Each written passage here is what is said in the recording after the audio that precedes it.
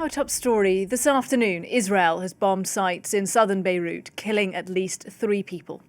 The office of the Israeli Prime Minister Benjamin Netanyahu said the attacks targeted a Hezbollah command centre without providing more details. You can see there the smoke rising from the Lebanese capital.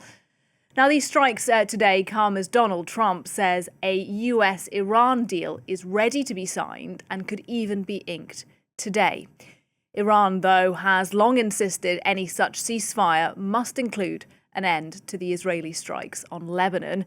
And in the wake of this attack on Beirut, Iran's top negotiator, the Speaker of Parliament, Mohammad Bagher Ghalibaf, posted on X that the strike shows the US either lacked the will or the ability to fulfill its commitments.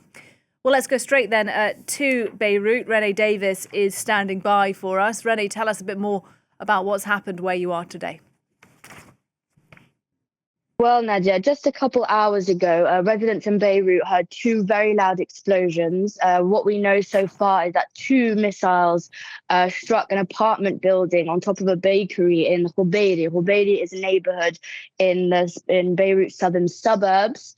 From videos circulating on social media, there was huge panic on the scene. These were unusually, sometimes the Israeli army gives evacuation warnings before striking areas, especially Beirut's southern suburbs, because they're very dense civilian populated areas. This time there was no warning. Civil defense have said that at least 3 people have been killed, 15 injured, and people are still digging through the rubble now to find more injuries and possibly more fatalities. All of this comes as southern Lebanon is continued to be plummeted by the Israeli army.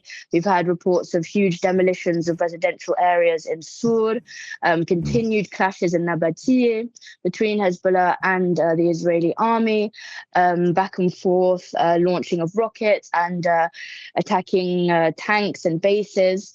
Now, what the Israeli army said is that they struck these so-called Hezbollah headquarters in the southern suburbs in response to Hezbollah launching rockets onto northern Israel. So we'll have to see what develops and how many more casualties are reported.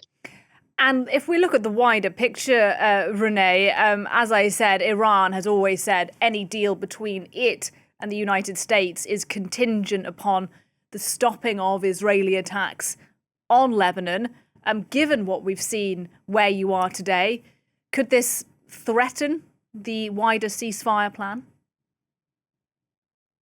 Well, I think, absolutely. Lebanon for a while now has really been the deadlock in the US and Iran negotiations, with Iran on the one hand insisting that Lebanon must be included in the peace talks with the US, and Israel and the US saying that they can be separate, especially Israel saying that they can be separate.